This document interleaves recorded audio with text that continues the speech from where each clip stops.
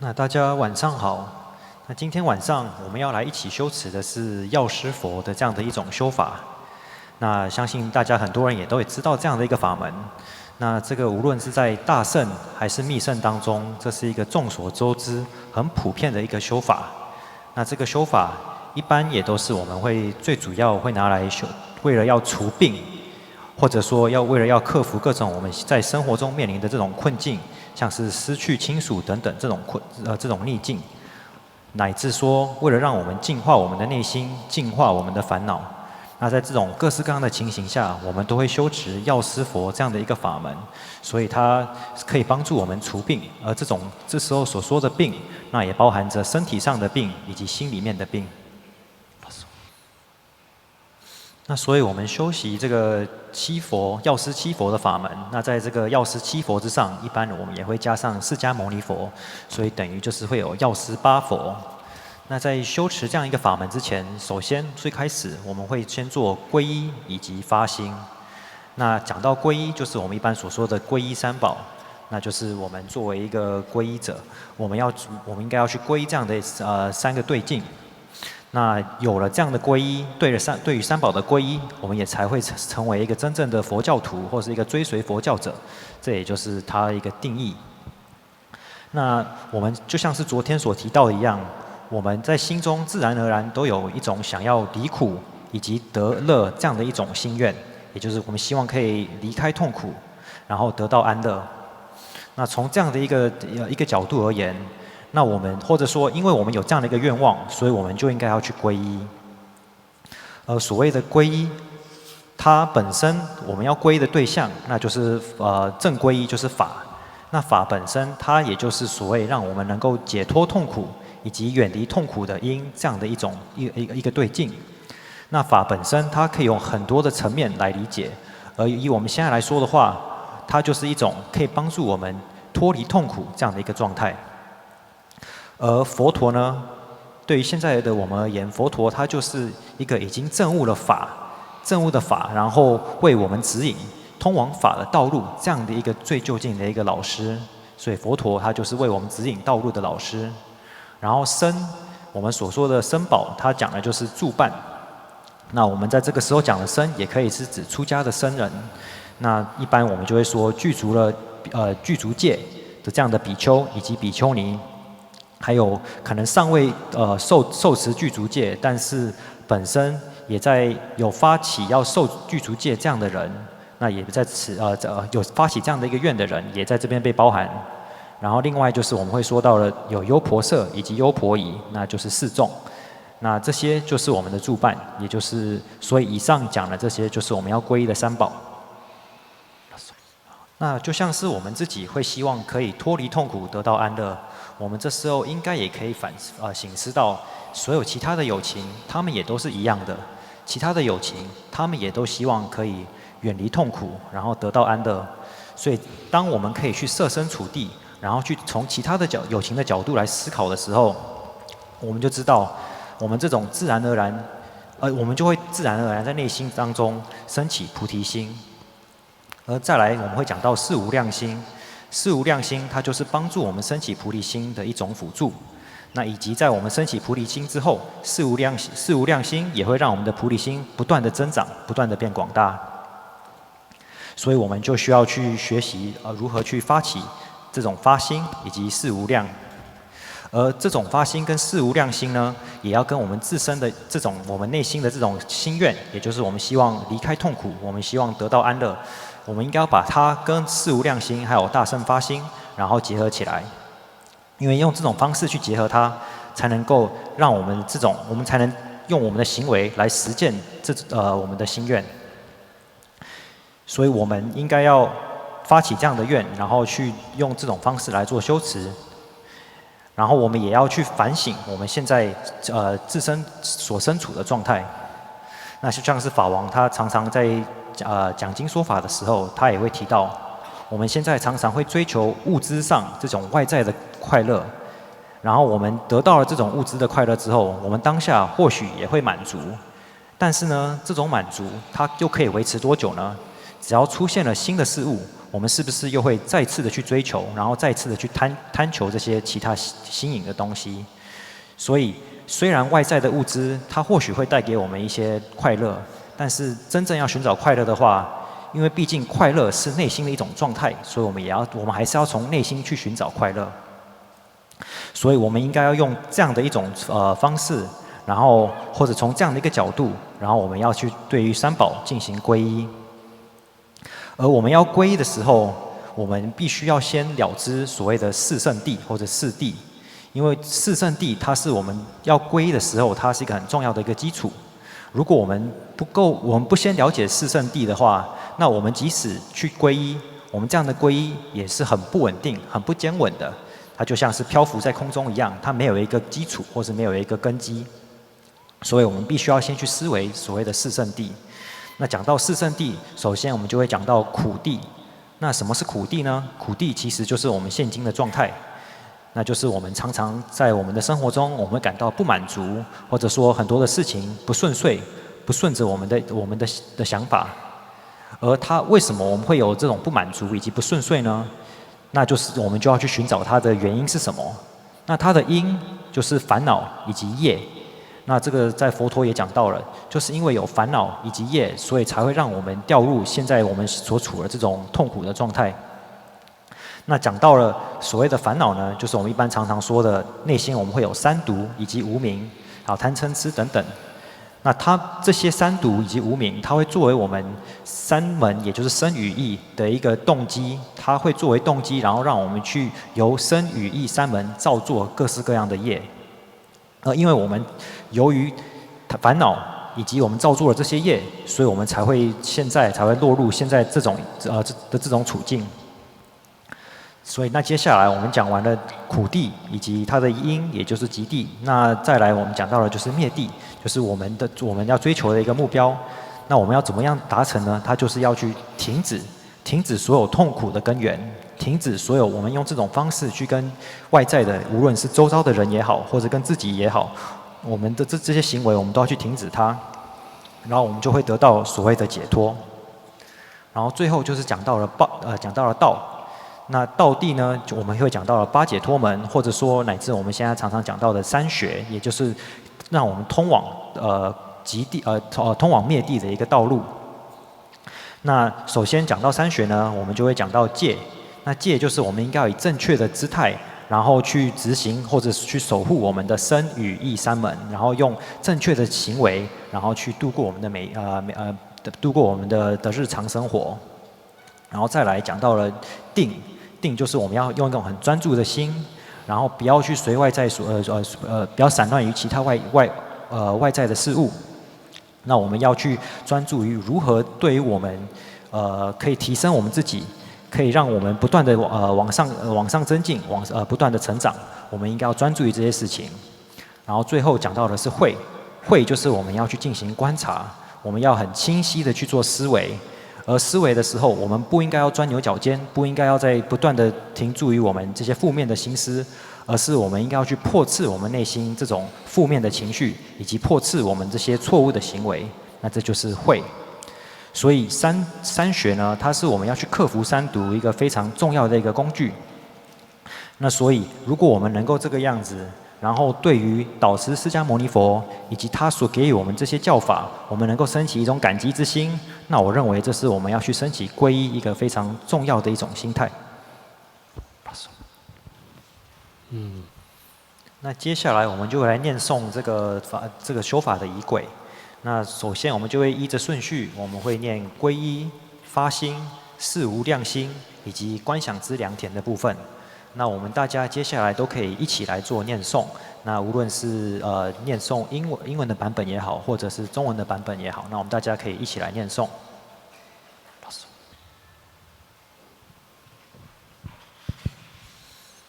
所以接下来我们要会念诵到的就是七支供养的部分。那所谓七支供养，它这个是出自于一般我们说普贤的10大愿望，或者说普贤菩萨他的誓愿。那所以我们讲到了普贤菩萨，那普贤指的就是在一切的面向，它都是非常美好的，或者是都是具有善的，它都是正面的。所以这个可以从很多不同的层面，很多的层次来说，但它代表的就是我们的善行，它是很圆满的，在一切的面向上，它都是非常微妙、非常圆满的。那所以我们讲到供养的时候，假设我们说到普贤供养的时候，也就是我们在供养的时候，我们用一种非常圆满的方式，在一切面向上，它都没有任何的这种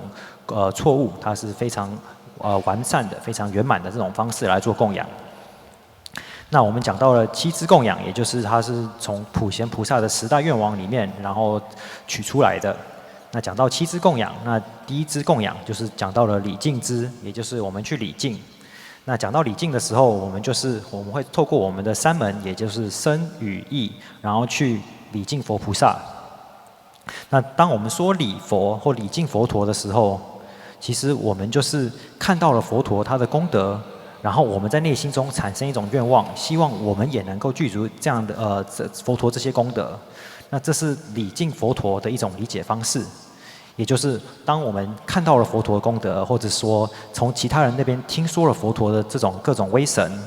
那我们在内心自然而然就会产生一种想法：佛陀这么的伟大，我希望我也能够成就这样的一种状态。我希望我的心也可以跟佛陀的心一样。那这就是所谓的礼敬佛陀。那再来第2个，我们讲到了供养支。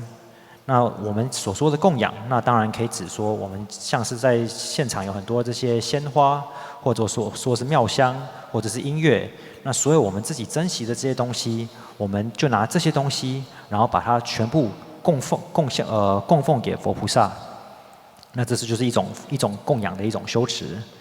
但在这当中呢，其实最就近的供养，应该是我们要去以法供养。我们要去遵循佛陀他所给予我们这些教戒，以及给予我们的所有这些给予我们这些建议等等的，我们要去遵循他，我们要随行他，我们要以佛陀作为榜样，然后我们要跟他学习。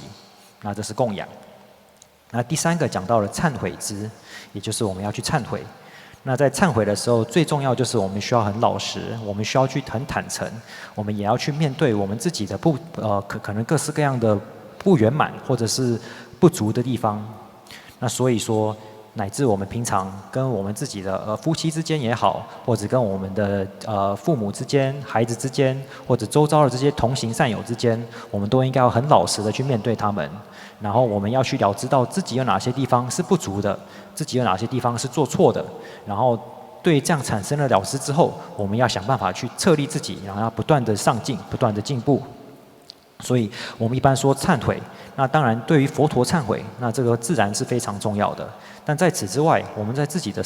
每日的生活当中，我们应该也要学习要如何去把忏悔跟我们自己做结合，这个也是很重要的。然后再来第4个讲到的就是随喜支，也就是我们要去随喜。那像是佛陀他在无量生中，他不断的为了要让他自己能够达到佛陀的果位，他做了各式各样的奉献以及牺牲。那很多这些在佛陀在成佛的道路上的这些故事，那我们可能也都有听说过，像是佛陀如何实践6波罗蜜等等的这些伟大的行仪。那听见了之后，我们就应该要对于佛陀以及这些以及菩萨们他们这种伟大的行为，我们会产生一种很强烈的随喜之心。那不仅仅是对于佛陀，我们在平常的生活中，我们看到其他周遭的人，他们为了我们，然后做出了各种付出。或者他们有各种这种很了不起的行为，我们也应该要去随喜。就像是我们可能上一代的我们的父母等等，他们可能做了各式各样的付出，有了他们这些付出，我们今天才能享乐。所以我们应该要去了解其他人他们所做的这些行为，然后去随喜，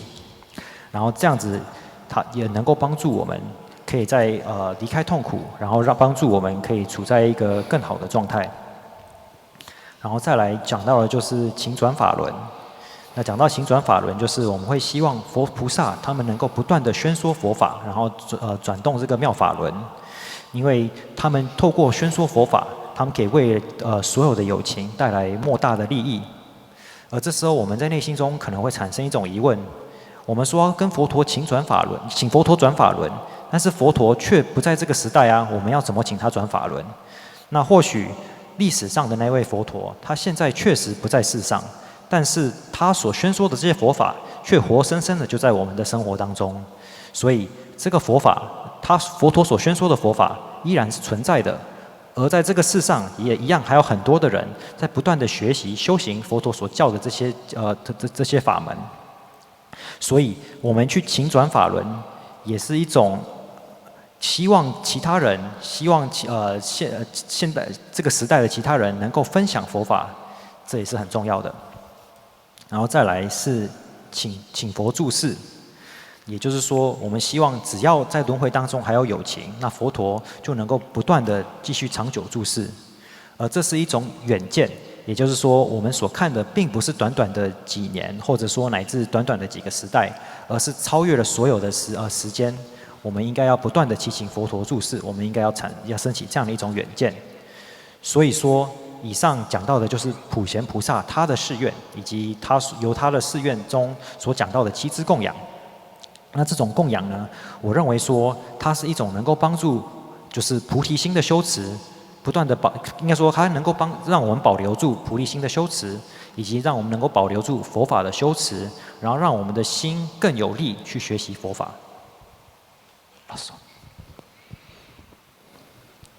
那最后第7支自然就是回向支，那也就是在所有的7支的最后，我们要去做回向。那所以接下来大家请跟着一起念，那无论是用中文或者英文都可以。那我们一起继续念诵。所以一般我们在藏传佛教当中，那或许现今很多尤其在学习各个宗教传统的这种学者而言，他们会把藏传佛教跟金刚乘的教法，然后结合在一起。所以从金刚乘在现今的时代也是具有非常大的影响力的。那金刚乘的教法当中，我们常常会讲到 Guru， 也就是上师。那我们在很多的这些仪轨当中，或者经文当中，我们会看到，在排顺序的时候，会先讲到了上师，然后再讲到了三宝，也就是佛法僧。他会以这样的一个顺序，然后就说明。但是这并不代表着说，我们应该要更重视上师，而不重视佛法僧三宝。而应该要如何去理解呢？所谓的上师，它就是代表着三宝，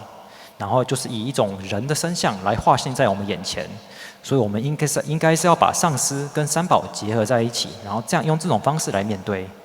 所以上师它就是我们如何去面对三宝的一种显现。而为什么要这样子呢？就是因为我们可能没有荣幸，然后生在佛陀的时代，然后亲眼见到佛陀，所以我们在这个时代，我们就是用这种方式。透过上师，然后去认知到三宝、佛法僧三宝，所以我们应该要以这种的理解，然后去了知他们彼此之间的关系，并不是说上师比较重要，然后三宝不重要，并不是这样的。另外就是我们在修持很多仪轨当中，我们会在里面会提到了，就是所谓的世间的护法，或者很多世间的一些其他的鬼神等等的。那这个我们的上师们也会这么说，或者在教典里面也会这么说，就是当我们皈依了三宝之后，我们的皈依学处里面有说到，我们不去皈依三宝以外的其他的这种对象。所以像是这些世间的护法，他们假设是不具足智慧之眼，然后也没有达到某种修行程度以上的时候，他们并不适合作为我们的皈依的对象。所以我们应该要知道说，我们在很多的仪轨当中，我们是去恳请他们帮助我们，希望他们不会损害我们。所以像是我们在仪轨里面，我们可能会做各式各样的祈请，以及贡献夺马等等。这种时候呢，我们就是对于这些，我们是想要去取悦这些世间的护法们，使他们帮助我们，让我们可以有一个适合修学佛法，或者乃至说修各式各样共修等等的一个适合的环境。所以我们是恳请他们帮助我们，而跟我们去皈依三宝是不一样的。那接下来我们就要练习如何观修七佛。那所以我们就要在自己的面前的虚空当中，依照着我们手上的这种法相，然后做观想。那所以我们接下来就要观修八佛。那这个药师八佛当中，第一位就是名称善遍吉祥王如来。那我们就要观想他的身体是金色的，然后他的双手结着，应该说他的手结着圣丝印，那我们应该要这样子去做观修。那所以我们这时候观想了这样的一尊佛之后，我们观想说他身上绽放出蓝色的光明，然后把这个整个场地、这个整个空间都充满了。然后我们这时候我们向内吸气，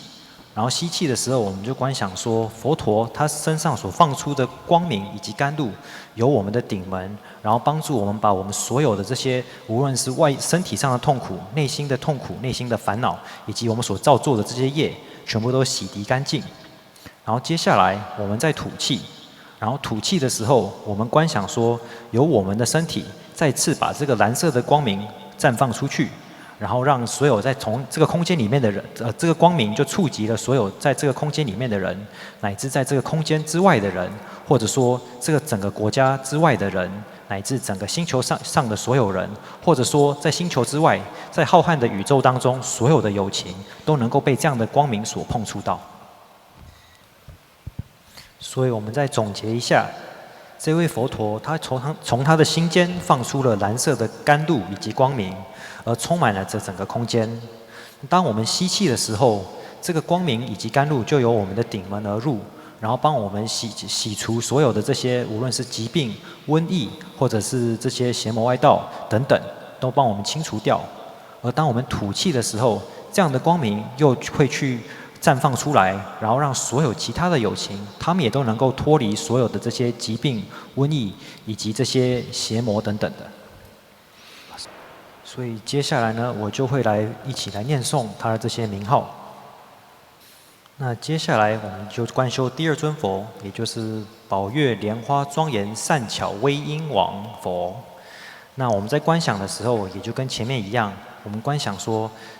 佛陀的身体是黄色的，然后他手是结着圣丝印，然后他身体一样放出了光明。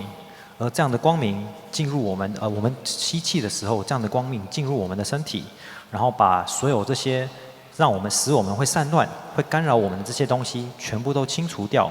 然后当我们吐气的时候，这个光明就会放射到其他有情身上，然后让其他有情也能够脱离这些干扰他们、使他们散乱的这些外在的这些事物，然后让大家都能够学习佛法，然后具足所有的这些财富。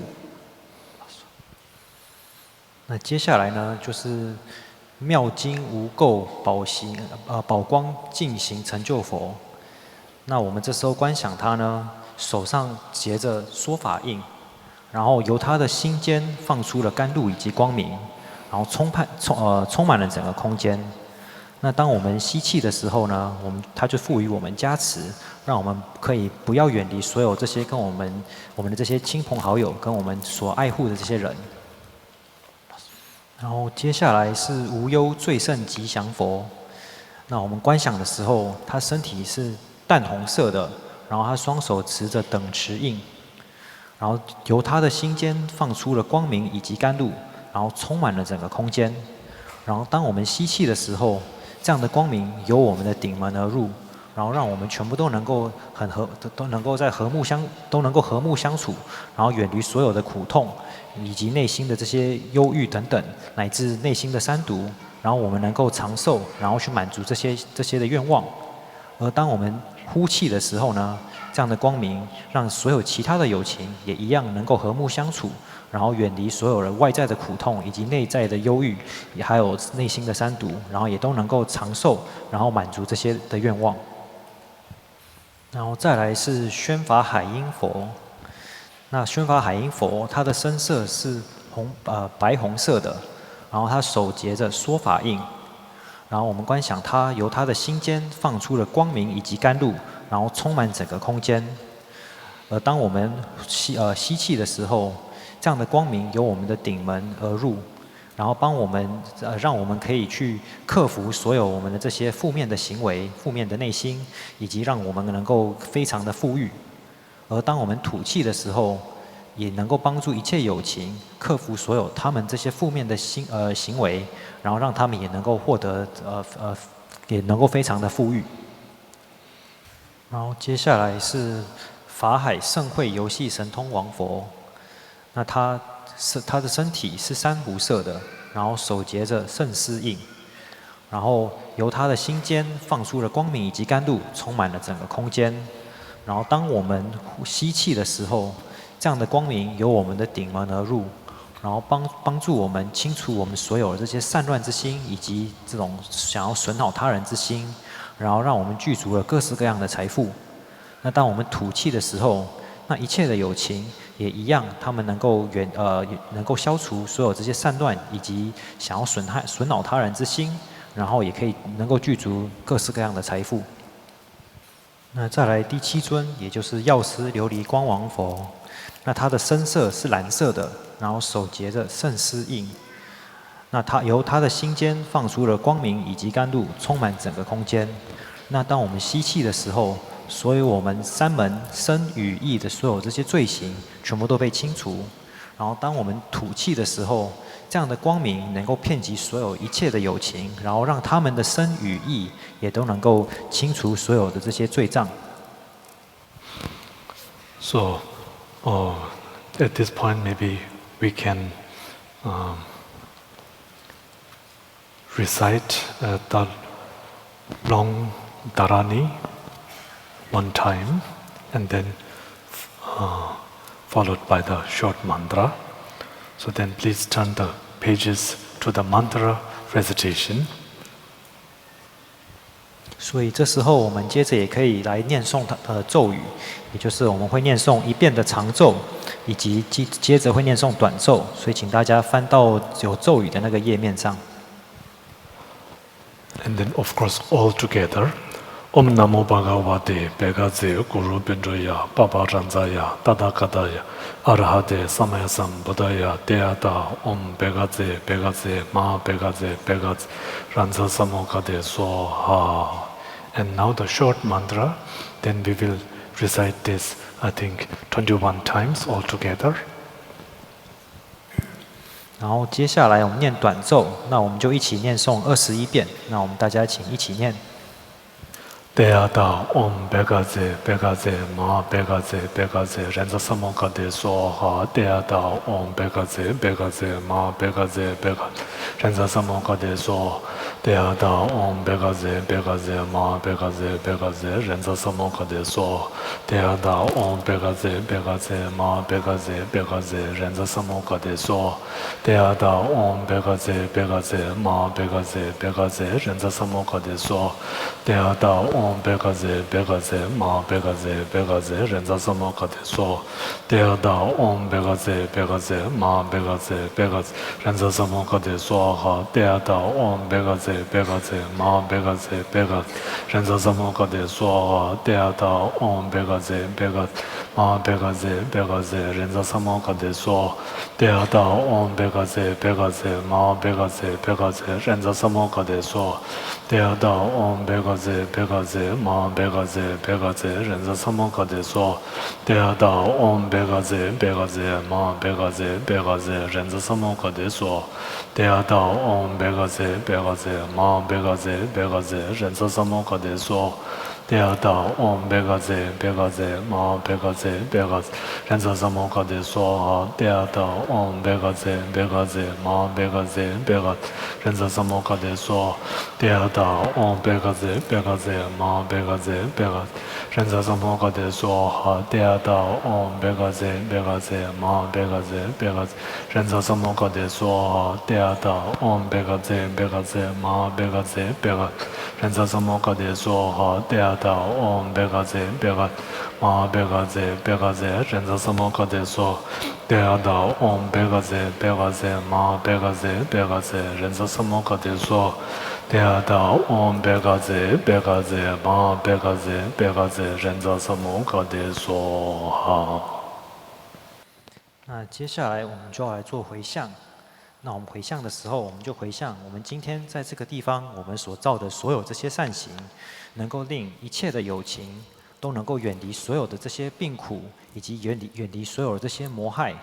然后能够不断的修学佛法，然后能够在内心中不断心怀着慈悲之心，对于自己所有的亲属等等的，然后希望一切的有情都能够长命百岁，然后能够用这样的一个长寿，然后去不断满足自己的愿望，然后也希望所有的有情都能够远离所有的这些罪恶的行为，然后所有的有情的内心都可以远离这些恶意或者损恼其他有情的恶意，然后具足各种的财富。也希望一切的有情都能够远离三毒，然后不断的安住于佛法的状态之中。So then, thank you, thank you.